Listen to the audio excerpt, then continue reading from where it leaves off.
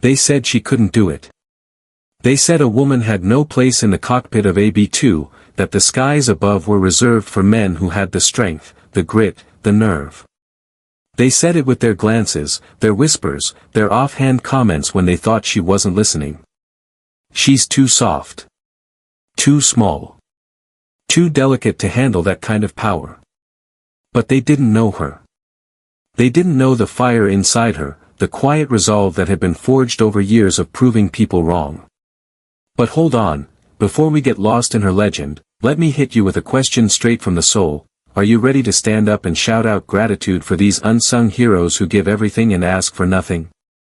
Seriously, if stories like Reese's, raw, real, and bursting with power, light a fire in you, then smash that subscribe button right now. Help us keep these tales alive, because what's unfolding here isn't just some story, it's a wake-up call, a thunderclap roaring about the quiet legends hiding in plain sight, waiting for someone brave enough to notice. Lieutenant Sarah Lawson stood at the edge of the hangar, watching as the massive silhouette of the B-2 bomber loomed before her, its wings cutting through the air like the sharpest of knives.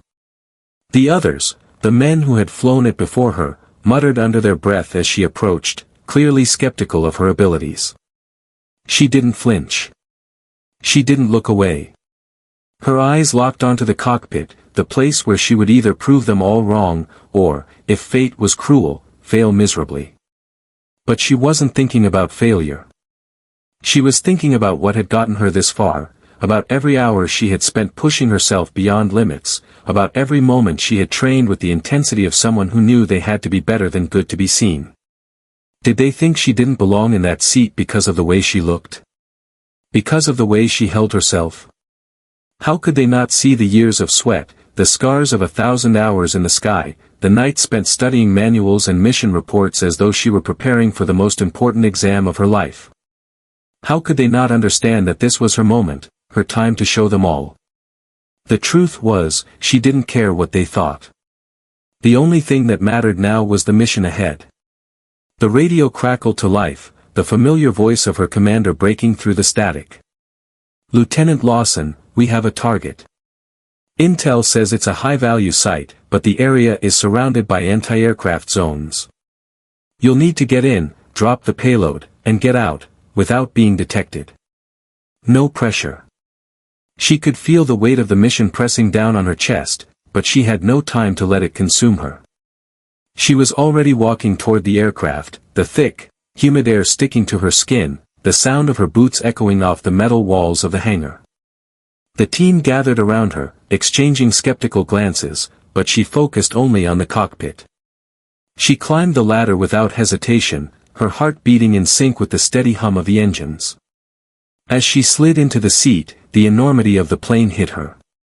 The controls were massive, the instruments complex and intricate. But she was no stranger to complexity. Every wire, every switch, every dial, she had studied them all. She had memorized them. She knew this machine, this weapon, better than anyone realized. Her hands gripped the control yoke, the cool metal grounding her in reality. The plane groaned slightly as the engine started, a low, powerful sound that resonated deep in her chest. "Ready for takeoff, Lieutenant," the voice of her co-pilot echoed through the headset. "Ready," she replied, her voice steady, unwavering. She wasn't about to let anyone see her doubt. Not today.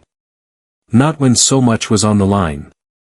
The ground crew cleared the path, and the bomber began to roll forward. She felt the plane lift, the massive wings stretching out beneath her, slicing through the air like a predator on the hunt. There was no turning back now. As the B-2 soared into the sky, Sarah's focus sharpened, the world around her fading into a blur. But then came the first challenge. The anti-aircraft zones. The radar systems, meant to track and intercept any aircraft that entered the forbidden zones, were not just barriers, they were threats, waiting to tear apart anything that dared to cross them. The tension in the cockpit thickened as the first blip appeared on the radar. Sarah's breath hitched. Her fingers danced over the controls, calculating the exact angle she needed to avoid detection. This was where most pilots would hesitate. This was where the fear would creep in. But Sarah wasn't like most pilots. Fear didn't paralyze her, it propelled her forward. Her heart raced as the B-2 neared the danger zone. The radar blips were getting closer. Her fingers tightened around the controls, her breath steady, her mind focused. Every moment counted. Every decision she made now would determine whether or not she succeeded. And then, just as the radar system locked onto her position, she did it. She rolled the plane into a perfect evasive maneuver, a move so precise, so flawlessly executed, it seemed as if the B-2 had become an extension of herself. The radar system lost its lock. The enemy had no idea where she was. She was invisible. For a moment, Sarah allowed herself a small, quiet smile. But only for a moment. There was still the mission to complete, and the clock was ticking. She guided the B-2 toward the target zone, the ground rushing up to meet her. The bomber's weapon systems came online, ready to deliver the payload. Her fingers hovered over the release button, her mind calculating the final angle. This was it, the moment that would define everything. Target locked, the co-pilot announced. She took a deep breath and pressed the button. The bomb dropped, silent and swift, disappearing into the target zone below. For a moment, time seemed to slow as the weight of the mission settled into her bones. It was done. But the real challenge was still ahead. As the B-2 pulled up from the target zone, the sky around them seemed to explode in a cacophony of missiles and tracers, a deadly storm of fire and smoke. Sarah didn't flinch. She pulled the B-2 into a sharp climb, narrowly avoiding the enemy fire. Her co-pilot shouted over the radio, but her mind was already ahead of the threat, calculating the evasive maneuvers that would keep them safe. She was in control now, completely, utterly in control.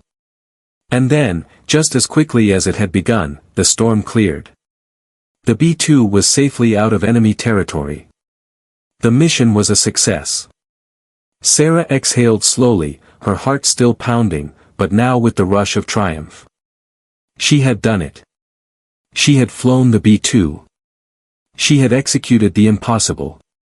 And, most importantly, she had proven them all wrong. They had said she couldn't do it.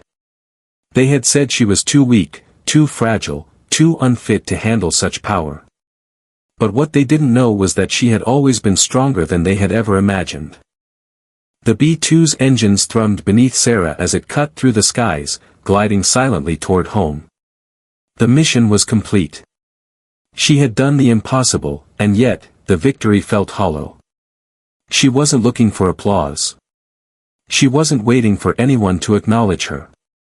But as the bomber veered toward the base, her mind couldn't shake the words that had echoed through the halls before she'd taken off. No one believed she could fly the B-2. Why had they doubted her? Was it because of her gender? Or had they just failed to see the depth of her ability? The world around her seemed to shift in slow motion. The landscape below, once an alien blur of terrain, now felt more like a reminder of everything she had fought for, every step she'd taken to silence the voices of doubt. Her hands gripped the controls tightly, as though the aircraft would slip from her grasp if she let go for a second. Back at base, the airstrip came into view. The runway lights flickered against the growing dusk, a welcome beacon signaling the end of her perilous mission. But there was no cheering crowd waiting for her, no fanfare to mark her victory. There was only the hum of machinery, the quiet buzz of radio chatter, the faint clatter of maintenance crews working in the distance. The bomber touched down smoothly, the wheels hitting the ground with a soft thud. Sarah guided it with precision, bringing it to a halt at the designated spot. The mission had been a success, but it didn't feel like one. Not yet. She unbuckled her harness, every movement deliberate, controlled. Her co-pilot gave her a nod, but she didn't return it. She wasn't here for praise. She wasn't here for recognition. She had done what needed to be done, and that was all that mattered. But even as she stepped out of the cockpit and onto the tarmac, she couldn't escape the feeling that something was missing. They were all going to look at her and wonder. They were all going to remember the doubts they had voiced. Would anyone dare acknowledge her success? Would anyone dare to admit that they had been wrong about her? A crew member approached her, a man she recognized from the morning briefing. His face was unreadable, a mask of professionalism. "Nice work, Lieutenant Lawson," he said simply, his tone devoid of any real emotion. For a moment, Sarah said nothing. Her chest tightened with frustration. It wasn't just the words he spoke, it was the way they were spoken, as if the success had been a given. As if it had been expected of her. "Thanks," she replied, keeping her voice steady. But there was something in his eyes, something she hadn't expected to see. It was the smallest flicker, a brief moment of realization, perhaps even respect. But it was gone as quickly as it had appeared. She took a deep breath, steadying herself. She couldn't afford to care. The mission was over. She had proven herself, and that was enough. She turned and walked toward the debriefing room, her boots clicking against the concrete. The door swung open as she entered, and the room fell silent. The officers and analysts who had been huddled around the table looked up at her, their expressions unreadable. "Lieutenant," Major Redfield said, his voice flat. "We'll need your report. What went right? What went wrong?" Sarah didn't miss the subtle shift in his tone. There was no mockery this time. No dismissive attitude. He was asking for details, respecting her judgment, even if he hadn't said it outright. As she sat down and began to speak, recounting every move, every decision she had made, she could feel the eyes of the room on her. This wasn't just a routine debriefing. This was the moment when they would either accept her or reject her. When they would decide whether she truly belonged. "Everything went according to plan," she said, her voice calm. "The anti-aircraft zones were more complex than expected, but I handled the evasion strategy using a combination of radar evasion tactics and altitude adjustments. The target was successfully hit. No casualties on our side." She paused, waiting for the inevitable questions. For the dissection of every decision she had made. But it didn't come. There was a silence in the room, an unsettling quiet that spoke volumes. Major Redfield's eyes met hers, and for the first time, there was no condescension, no mockery. "Good work, Lawson," he said, his voice quiet but firm. "You did what needed to be done. You did it right." She nodded once, acknowledging the compliment, but it wasn't enough. Not yet. Later that evening, she stood alone in the mess hall, her tray of food untouched in front of her. The chatter around her was loud, the usual banter between the men who had flown before her. They were talking about the mission, but their voices trailed off as she walked past. She knew they were watching her. They were waiting for her to make the first move. They were waiting for her to show any sign of weakness, any sign that she hadn't truly earned her place here. But Sarah wouldn't give them that. She wouldn't give them the satisfaction of seeing her doubt herself.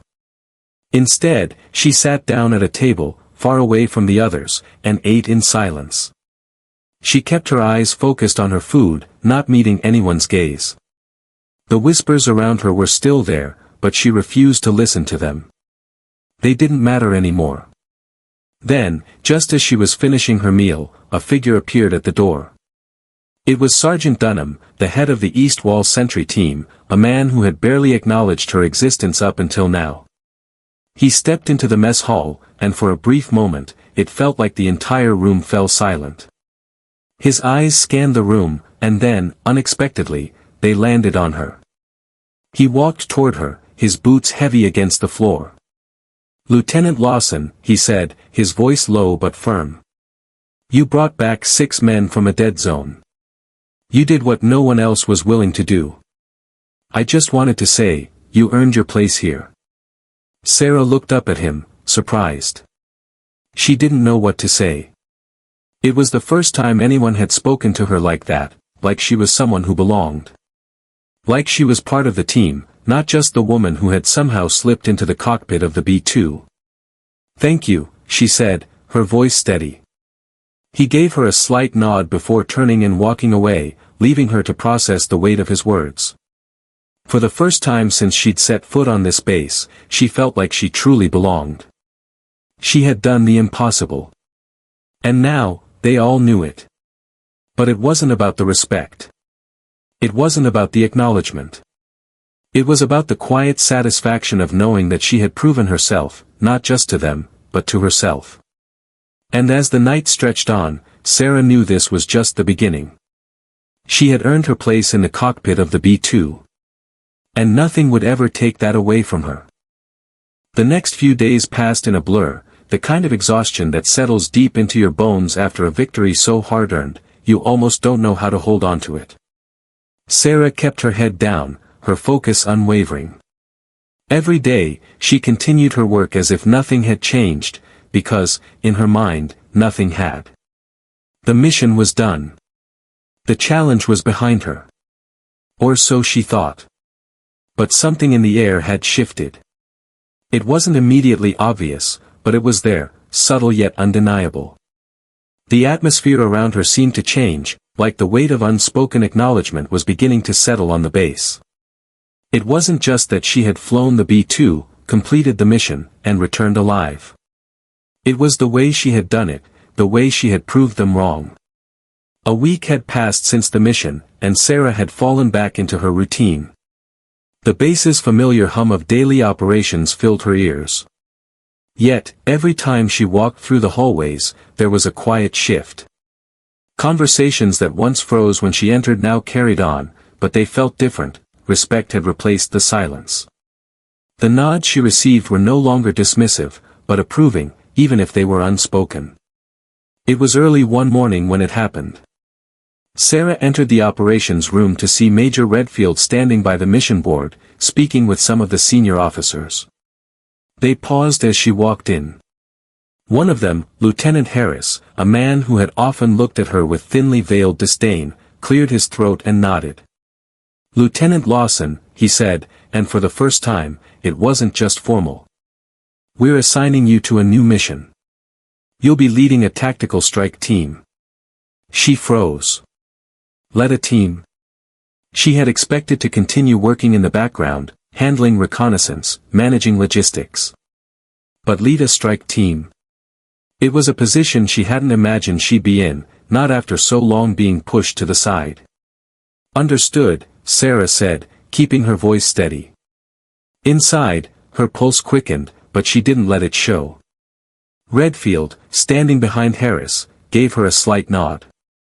"We've seen your work, Lawson. Your leadership on the last mission, well, it speaks for itself. It's time to trust you with more. You're ready for this." Sarah's mind raced. She had barely had time to process the words when Redfield added, "We need someone who can get the job done without hesitation. And that's you." She felt a strange warmth in her chest, a mix of disbelief and gratitude. In all the time she had spent trying to prove herself, this was the validation she had craved, yet it felt different. It wasn't about the recognition anymore. It was about her ability to do the job, to earn the trust of those around her. The validation, for once, wasn't coming from outside forces. It was coming from herself. Later that afternoon, Sarah met with her new team. They were a diverse group, veterans of the field, men and women who had seen combat in different parts of the world, some of whom had heard her name whispered in hallways. The first moments were tense, the unspoken question hanging in the air, who is this woman, and can she really lead us? Sarah didn't waste time with pleasantries. She stood tall, made eye contact with each of them, and said simply, "We're here to get the job done." No second guessing. No room for failure. And just like that, the mission began. There was no time for doubt.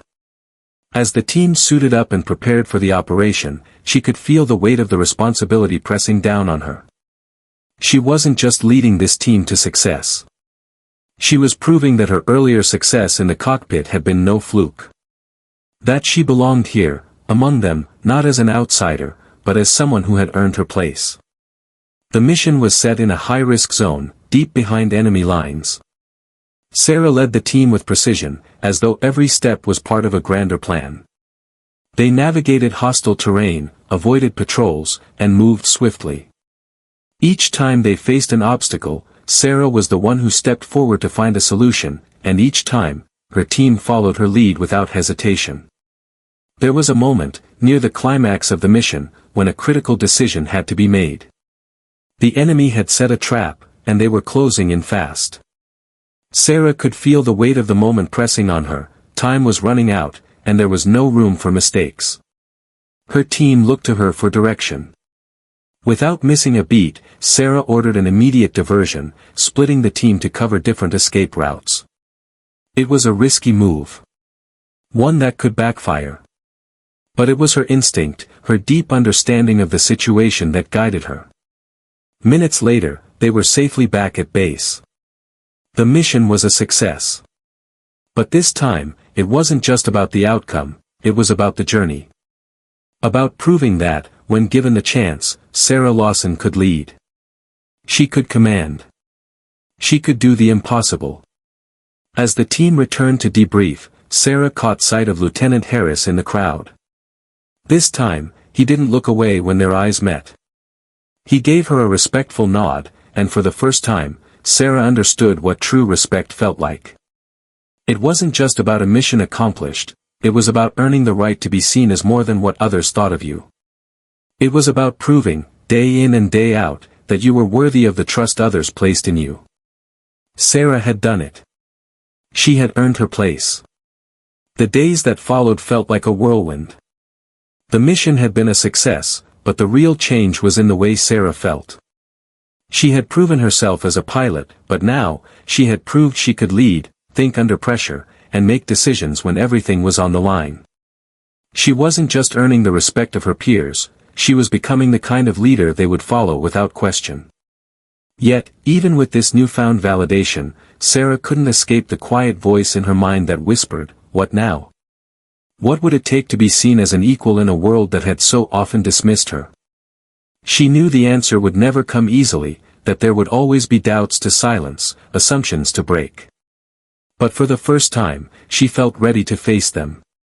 Her team had grown close in the days since their mission together. They had seen firsthand how Sarah worked under pressure, how she didn't falter even when everything seemed to fall apart. And it wasn't just about her tactical skills. It was about how she treated them, with respect, with honesty, with unwavering confidence in their abilities. They were a unit now, something she had always longed for, but never fully believed she would find. One afternoon, she stood in the briefing room with the same team, preparing for another operation. Her fingers tapped lightly on the table, eyes scanning the mission parameters. It was a dangerous mission, one that involved recon and extraction deep into enemy territory, and this time, it wasn't just about hitting a target. It was about saving lives. There was no room for error. She looked up at the faces around her, at the men and women who had come to trust her. "We've done the impossible before," she said, her voice steady. "We can do it again. But we need to be smarter. We need to move as one." Her words hung in the air, the silence heavy with the weight of their meaning. The team didn't speak for a moment, just exchanged looks. And then, one by one, they nodded. It was clear, no one doubted her anymore. They were ready to follow her lead. The mission unfolded as planned, complex, intense, with every decision hanging by a thread. But Sarah was calm. Her mind was sharp. She led her team through the heart of enemy lines, navigating the terrain like a seasoned operator. And when they reached the extraction point, the enemy was waiting, just as they had anticipated. It was a trap. The fight was fierce. The noise, the chaos, the sense of urgency filled the air. Sarah's mind raced, but she kept it together. There was no time for fear, no time to hesitate. She barked orders, her voice cutting through the confusion, guiding her team through the battle. She trusted them, and they trusted her. When the firefight subsided and the last of the enemy was neutralized, Sarah's team stood victorious once again. The extraction had been flawless, the mission a resounding success. As the team gathered around, Sarah looked at each of them, and for the first time, she saw more than just soldiers. She saw friends, comrades who had fought beside her, not because they had to, but because they believed in her. As the dust settled and the operation wrapped up, Sarah felt a sense of peace she hadn't experienced before. This was more than just a mission. This was the beginning of something real, the recognition of her worth as a leader, not because she had to prove it, but because she had earned it, time and time again. And when they returned to base, Major Redfield was waiting for her. He didn't say much, just a brief nod of acknowledgement, but there was something in his eyes, a silent respect that hadn't been there before. "Well done, Lieutenant," he said simply. It wasn't a grand speech, but it was enough. She had done what no one thought she could. And in the end, that was all that mattered. As the weeks passed, Sarah's place in the team became undeniable. The whispers that once followed her, questioning her ability, had finally faded. In their place was a quiet confidence, one built not on the approval of others, but on her own unshakable belief in herself. Her team continued to trust her, to rely on her judgment in the most dangerous of situations. She wasn't just their leader, she was their equal, someone who had earned every ounce of respect with her skill, her resilience, and her unwavering commitment to their success. And with every mission, every challenge, she grew stronger, more determined, and more certain that she belonged. But it wasn't about the praise anymore. It wasn't about proving something to anyone else. It was about knowing that she had done what others thought impossible, that she had risen above every doubt, every obstacle, and had become the kind of leader that no one could ignore. When Sarah walked through the halls now, there was no more silence, no more awkward glances. People didn't just see her as the woman who could fly the B-2, she was the woman who had done the impossible, who had earned her place among the greatest. And that, in the end, was the victory that mattered most. Thanks for joining us on this intense ride. If it resonated, hit subscribe, ring the bell, don't miss out. Here's to the silent sacrifices, together, we're unstoppable. See you next time.